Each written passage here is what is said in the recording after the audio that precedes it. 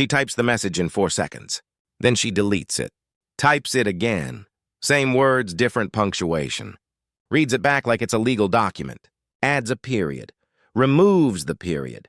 Adds an exclamation point. Deletes that too because now it feels too much. 11 minutes pass. The message is 1 sentence long. Hey, are we still on for Saturday? She hovers over send like it's a decision that could alter the course of her life. Finally, she sends it and immediately locks her phone, sets it face down, and feels her heart doing something it has no reason to be doing over 4 words and a question mark. From the outside, people call this thoughtful, careful. You're just considerate, they say. You think before you speak? That's a good thing. And there's a version of that which is true. But watch closer and you'll see it isn't consideration. It's a nervous system standing guard at a door that was never actually under threat. What looks like care is often exhaustion in disguise, a mind working overtime to prevent a disaster that exists nowhere except inside itself. Today, we're decoding why some people can't just send the text, and what that invisible labor is quietly costing them. Psychology generally traces this pattern back to 2 roots, and they rarely show up alone. More often, they're braided together, each one feeding the other. The first is temperament. Some people are what psychologists call highly sensitive persons, or HSPs, a trait linked to something called sensory processing sensitivity, SPS for short. In plain terms, imagine a nervous system with a finer mesh filter than most people's, one that lets in more of everything, more tone, more subtext, more of the tiny gap between what someone says and what they might mean. For a person wired this way, a text message isn't just words. It's a puzzle with emotional stakes, because their brain is built to notice nuance other people simply don't register. A missing exclamation point isn't nothing to them. It might be everything. The second root runs deeper, not wiring, but history. Psychology calls it hypervigilance, and it tends to take shape in childhoods where the emotional weather changed without warning. Picture a kid lying awake, ear tuned to the sound of a car pulling into the driveway, trying to guess, from the rhythm of the engine cutting off, from how hard the door shuts, what kind of night this is going to be. That kid learns to scan for danger before danger arrives. They learn to choose their words with surgical precision, because the wrong word said at the wrong moment could tip something over. The amygdala, your brain's alarm system, the part that decides, is this safe or not, logs that lesson early, and it logs it hard. Get it wrong, and something bad happens. Get it exactly right, and you're safe. By adulthood, this doesn't feel like a strategy. It feels like personality. Like, that's just how I am. I overthink things. But it isn't who they are. It's what a frightened, resourceful child built, using the only materials available. And here's the reframe worth sitting with. They are not broken, and they are not too sensitive or too in their head. They are someone whose mind learned, early and thoroughly, that words can be dangerous, and it has simply never been told the danger has passed. Sign 1. The default mode network never clocks out. This one lives in something neuroscientists call the default mode network, the brain's background system, the one that quietly runs when you're not actively focused on a task, replaying, predicting, narrating. For most people, it idles gently, maybe drifting to what's for dinner. For the text overthinker, it becomes a courtroom that never adjourns. She sends a message to a coworker. Just following up on this when you get a chance. Simple, polite. 2 hours later, no reply. Her default mode network doesn't let this go. It starts building alternate timelines. Did that sound passive-aggressive? Should I not have used an exclamation point? Does that read as fake cheerful? Maybe I should have just called instead. She wasn't asked to think about this message again. Her brain did it anyway. Uncreate a video, 16:9 ratio landscaped in the background while she was supposed to be doing literally anything else. It's probably fine. It's probably fine. Why do I keep checking if they've read it? The cost here is subtle but corrosive.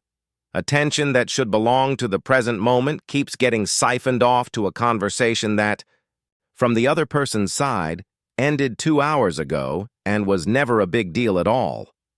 Sign 2. Metacognition on overdrive. This sign belongs to the prefrontal cortex, specifically to metacognition, which is just a formal way of saying thinking about your own thinking. A healthy amount of this helps you self-correct. An overwhelming amount turns every sent message into an audit. He texts his girlfriend, "Can we talk tonight?" Perfectly ordinary words. But before he even hits send, he's already 3 drafts deep in analyzing himself. Does "can we talk" sound too serious? Should I add "no big deal" so she doesn't panic? But if I say "no big deal," is that a lie, and will she sense that it's a lie? He isn't thinking about what he wants to say anymore. He's thinking about how his thinking will be perceived, which is its own separate, exhausting task layered on top of the first one. If I say it wrong, she'll spend the whole day worrying. I have to get this exactly right. The emotional cost is a strange kind of fatigue, not from the conversation itself, which hasn't even happened yet, but from the sheer computational weight of narrating his own mind in real time, for an audience of one that never asked him to. Sign 3. Theory of mind. Set to worst case. Theory of mind is your brain's built-in ability to guess what someone else might be thinking or feeling, a genuinely useful tool most of the time. In the text overthinker, this tool runs constantly, and it defaults almost every time to the worst possible read. A friend sends a short reply, just okay, to a message that took her 20 minutes to compose.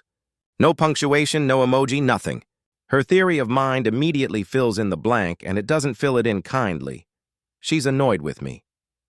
I said too much. She's pulling away, and this is the first sign.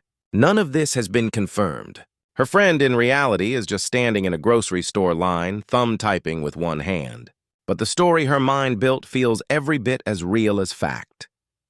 Okay, that's it. What did I do? The cost compounds over time. She starts drafting every future message around a person's mood that she invented, defending against a rejection that was never actually happening.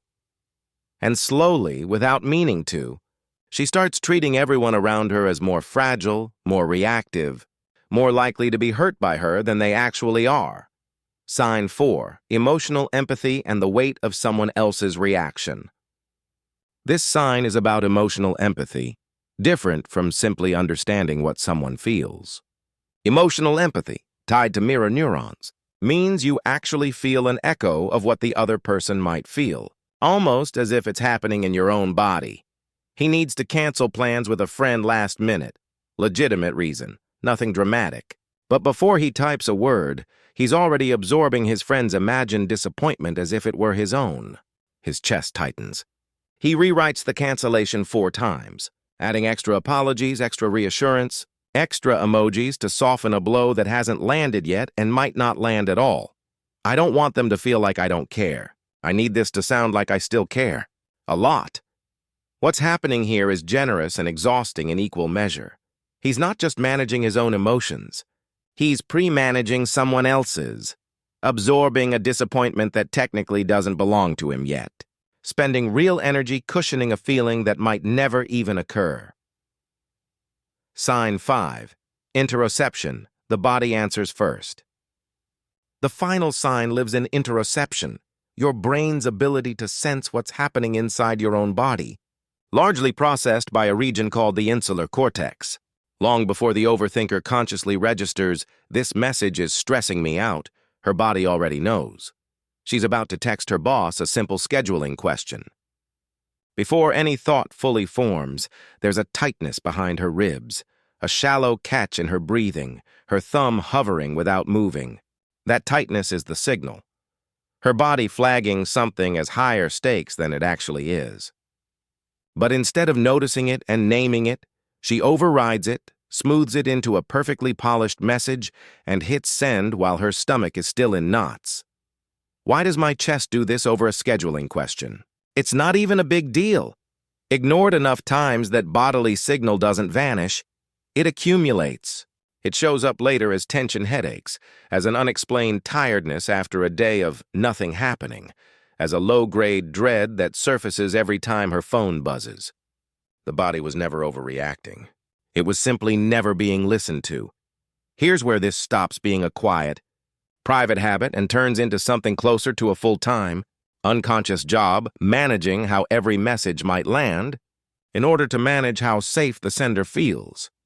What started as caution slowly hardens into a system. If every text can be perfectly worded, no risk, no ambiguity, no possible misread, maybe nothing bad will ever happen again. Maybe the disaster the nervous system keeps bracing for can finally be outrun. But a life spent drafting and redrafting eventually tips into what psychology calls analysis paralysis, a state where the sheer volume of possible outcomes becomes so overwhelming that action itself stalls out. Every message becomes a small high-stakes negotiation. Every conversation, even the mundane ones, gets treated like a project with real consequences if mismanaged, checked, revised, monitored, the way you'd manage something that genuinely could fail catastrophically, instead of what it actually is, a text to a friend about weekend plans. And this is the trade nobody consciously signs up for. But almost everyone in this pattern ends up making anyway. Safety gets purchased, one perfectly worded message at a time, but presence is the currency spent to buy it. They're physically present in every conversation, technically responsive to every message, but less and less actually there, because so much of them is busy managing the conversation instead of having it. The goal was never to become careless, or to stop caring how your words land. That care is not the problem. The goal is to stop treating every message as a referendum on whether you're safe, likable, or good. 3 shifts tend to help. 1. Not every silence means something happened. A slow reply, a short reply, no reply yet. None of these are verdicts. Most people are simply living their lives, not crafting a response to your response. The overthinker is usually the only one keeping score. 2. A sent message is not a permanent record of your worth. You are allowed to send something imperfect. A slightly awkward sentence does not undo a friendship. It's a text, not testimony. 3. Your body's alarm is not always a reliable narrator. That tight chest, that racing thought before you hit send, it's information, not instruction. You can notice it, thank it for trying to protect you, and send the message anyway. When these are practiced, not perfected, just practiced, something quietly shifts. You don't stop caring about how you communicate. What changes is the intensity. The overthinking stops being a floodlight, blinding and constant, aimed at every single message you send, and starts becoming something closer to a porch light. Still there, still watching over things a little, but soft, steady. No longer trying to illuminate every possible danger in the dark, just enough warmth to see clearly by. Same instinct. Far less weight. If any of this felt uncomfortably familiar, the 11-minute text, the reread before sending, the tight chest over a scheduling question, I want you to know that isn't a flaw in you. It's a mind that learned, somewhere along the way, that words could be dangerous, and it's still working hard to protect you from a danger that most days was never really there. Tell me in the comments which sign hit closest to home. And if this helped you understand yourself, or someone you love, a little better today, give it a like and share it with someone who might need to hear that a text doesn't have to be perfect to be safe to send. Thank you for watching. I'm Mind, subscribe for more, and I'll see you in the next one.